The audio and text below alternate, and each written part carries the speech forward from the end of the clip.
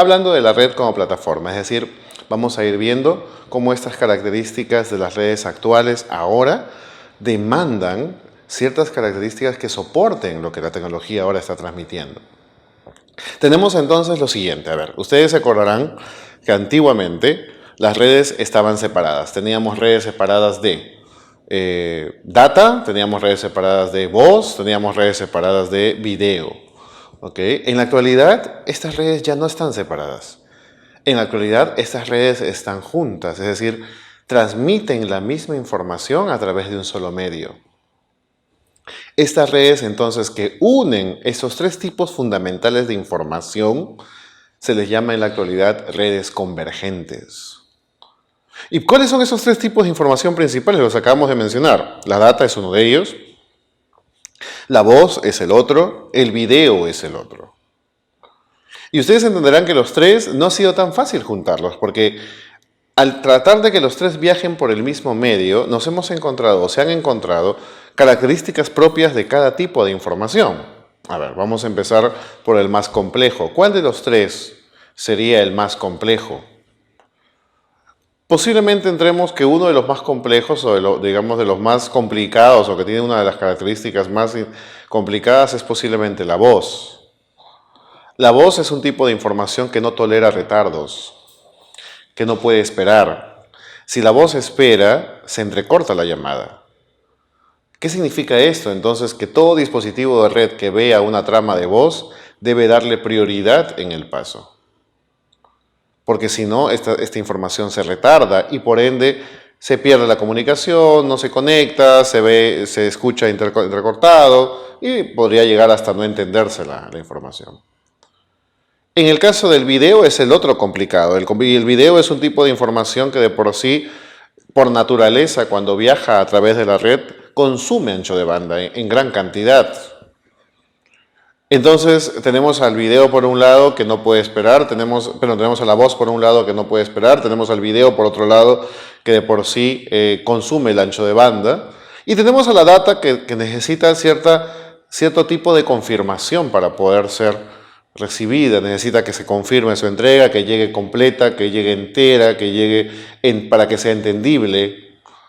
Entonces tenemos ahí a los tres tipos y si cada uno de ellos tiene un tipo de información, un tipo de característica para transmitir esa información diferente y los vamos a hacer convivir ahora en un solo medio, es tal cual como juntar personas de diferentes costumbres en un solo entorno.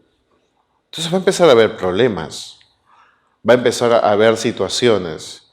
Por ende, ¿qué es lo que tenemos que lograr? Las reglas de convivencia. Entonces, estas personas, en el caso de las personas, se regirán a ciertas reglas para poder hacer o lograr una convivencia adecuada. En el caso de los tipos de información, estas reglas son los que nosotros empezaremos a llamar en adelante los protocolos de comunicación. Las normas y las reglas que van a regir para que estos tipos de información comiencen a viajar juntos y no tengan problemas y puedan convivir como tal. Entonces, los dispositivos intermediarios bajo estas reglas les dirán, ¿sabes qué? Cuando tú recibas una información de video, voz y data a la vez, el que debe pasar primero es la voz. En segunda instancia el video y en tercera instancia la data. Que por supuesto eso se puede personalizar, por supuesto que sí, porque de repente me dirán, pero en mi negocio, en mi entorno, en mi red, el video, la voz no es importante, para mí la data es más importante, o al revés, para mí el video es más importante. Entonces tú elegirás el tipo de información que será más importante para ti y le dirás a cada dispositivo intermediario a través de la configuración, ¿cierto? ¿Cómo es que tú quieres que traten a esa información? Entonces este proceso se dará de tal manera que logremos lo que vamos a ver más adelante, se llamará la calidad del servicio. Pero finalmente existirán reglas y normas que rijan. ¿Por qué? Porque, insisto, hemos tenido la necesidad de juntar esos tipos de información y como ustedes pueden ver en la imagen, ahora hablamos de que todos viajan juntos, convergen. Entonces las redes convergentes se han convertido en ese tipo de red que transporta los tres tipos de información más importantes. que vendrían a ser justamente la voz, video y data. Entonces, las redes que trabajamos en la actualidad tienen que tener la infraestructura necesaria, tienen que tener la lógica necesaria para soportar ese tipo de información y ese tipo de exigencia que tenemos en la actualidad. Para ello, entonces, encontramos que Cisco propone una arquitectura de red. Es decir, nos dice, nuestras redes deben cumplir 4 características fundamentales para que este proceso nos permita como tal tener obviamente una red inteligente, una red que soporte este tipo de redes, de entornos convergentes o de red convergente que debe viajar a través de ella.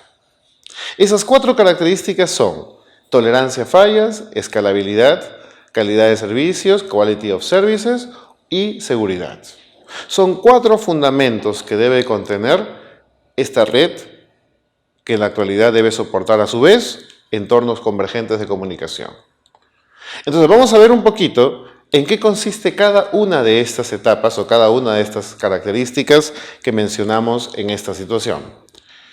Si hablamos de tolerancia a fallas, ¿qué significa, profesor? Significa entonces que yo debo generar una red que falle, ¿no? O sea, yo necesito redes que fallen.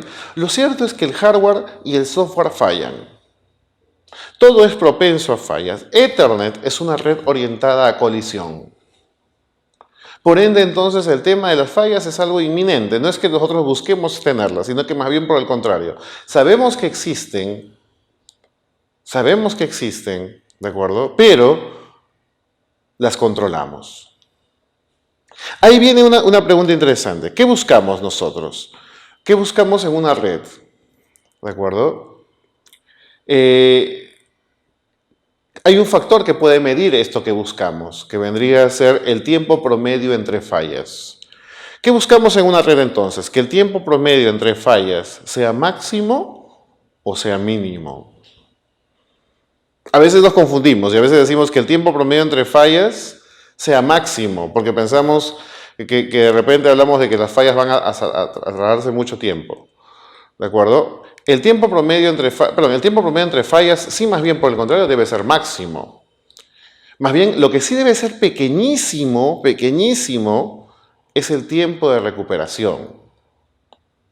El tiempo de restauración, el tiempo en el que respondemos a un problema, debe ser lo menor posible. Y ustedes son testigos de ello. ¿Por qué? Porque cuando tenemos una situación problemática en la red, falta de conexión, no tenemos internet, buscamos una solución pronta. Y mientras más pronta nos la den, mejor. Más bien por el contrario, si nos dicen que nos van a atender de acá 24, 48 horas o más, nos molesta, nos incomoda porque perdemos un servicio y no lo tenemos durante ese tiempo. ¿Buscamos que el tiempo promedio entre fallas sea máximo? Sí, porque queremos que nuestra red, si es que falla cada 2 años, cada 3 años, cada 5 años, si es posible. Buscamos que las fallas se den con más tiempo como intervalo. Son 2 factores que miden la tolerancia a fallas. El tiempo promedio entre fallas y el tiempo de recuperación. ¿Ok? Entonces, estas 2 características nos van a medir esta función principal que tienen nuestras redes en la actualidad. Pero ¿cómo logramos, a su vez, que nuestra red sea tolerante a fallas, más allá de los dos indicadores que acabo de mencionarles? Una característica importante adicional a las que ya he mencionado es la redundancia. Una red redundante, es decir, con varios caminos, es más tolerante a fallas. Y a su vez, permite que los servicios no se pierdan en su totalidad, sino que más bien por el contrario, puede haber un intervalo de tiempo de transición, pero el servicio continúa. Si ustedes ven la imagen y uno de los equipos falla, aún el acceso a Internet se mantiene por el otro. Si ustedes pueden ver esta imagen, se dan cuenta que si este equipo falla, estos señores de aquí siguen saliendo por este entorno. ¿Ok? Si este dispositivo falla, entenderemos que este funciona y obviamente esta red, si falla su principal router, tendrá que viajar por el otro entorno, obviamente entendiendo de que este ya está ok, funcionando. ¿Qué estamos logrando? tolerancia a fallas. Pero ¿qué pasaría si la red no es así? Si solamente la red tenemos nuestro switch conectado, nuestro router y esto hacia internet. Y falla él, todos los clientes se quedan sin internet. ¿Se dan cuenta de la gran diferencia? ¿De acuerdo? Entonces, por un lado, tenemos una red que tiene varios dispositivos que nos permiten salidas alternativas en el transcurso del tiempo, si es que una fallara. ¿De acuerdo? Y por otro lado, tenemos una red que solamente tiene una sola salida, que tiene solo un dispositivo que brinda el servicio, que de por sí, que si ese señor fallara, toda la red se viene abajo. ¿Cuál es más tolerante a fallas? Una red que tiene esta característica de esta red que ustedes ven en la imagen. ¿Qué significa? Que es una red redundante. Ahora, eso de por sí trae una característica adicional. Ustedes entenderán que si yo me fijo en esta red y me fijo en la otra red que sería toda esta de acá, estaríamos hablando de costo. En la red pequeña es un router y un switch. En la otra red son 4 routers y más switches, n switches. Lo que tenemos que notar o hacer entender es que el costo que tendría en la pérdida del servicio posiblemente sea mayor, ¿de acuerdo?, al costo que finalmente se invierte en los equipos. Y obviamente dependerá del negocio. Un negocio, por ejemplo, de tarjetas de crédito, Visa Net, por ejemplo, que trabaja con transmisión en línea constante, no puede darse el lujo de perder un tiempo de comunicación. Las pérdidas son muy altas en dinero.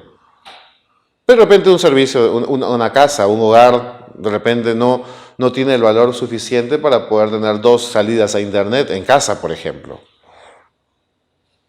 No porque las cosas que hagamos no sean importantes, sino que quizás el perjuicio no sea tan grande como el primero que mencionaba. Podemos soportar eso. Entonces depende del negocio, depende del tipo de servicio.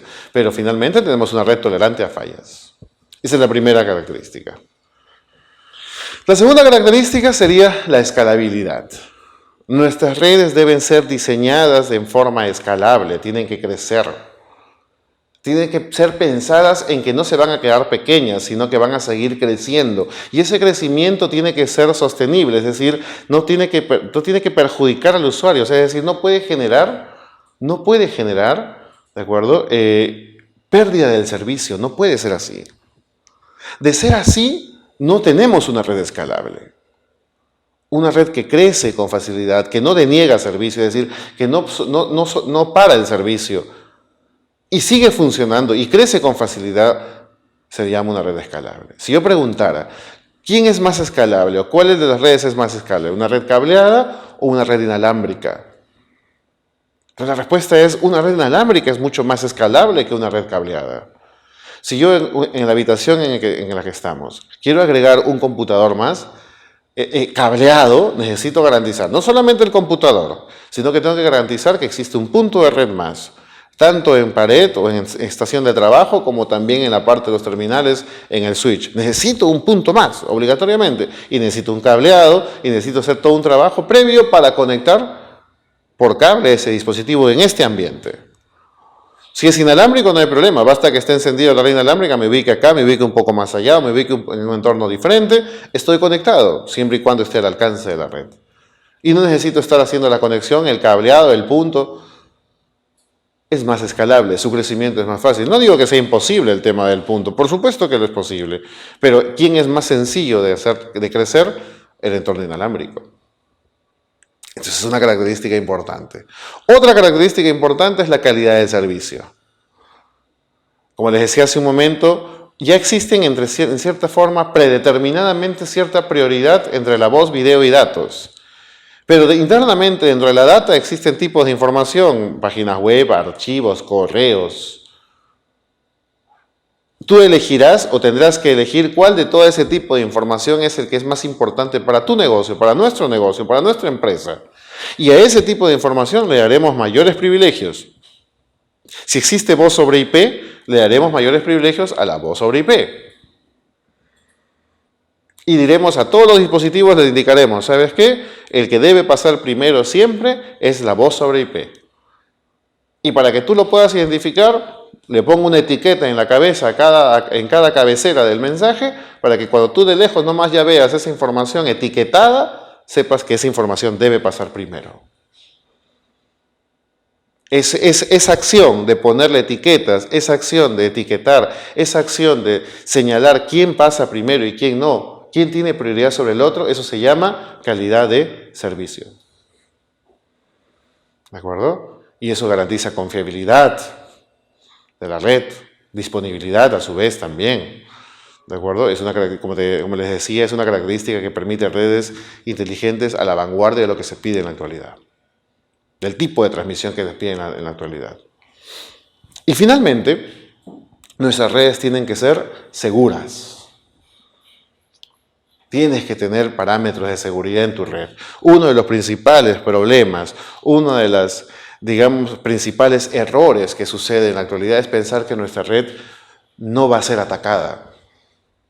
En alguna ocasión en casa se ha dicho, ¿para qué yo necesito un antivirus? Yo no tengo conexión a internet, por ende no necesito antivirus. Mentira. Usas posiblemente dispositivos móviles como las USB, que es el principal foco infeccioso de tu computador. Tienes amenazas. Y obviamente esto involucra temas de seguridad. Hay que proteger los dispositivos de red, hay que proteger los servicios de la red también. Entonces nuestra red tiene que mantener seguridad. Mira, entonces hablamos de tolerancia a fallas, hablamos de escalabilidad, hablamos de calidad de servicio y hablamos de que nuestras redes sean seguras.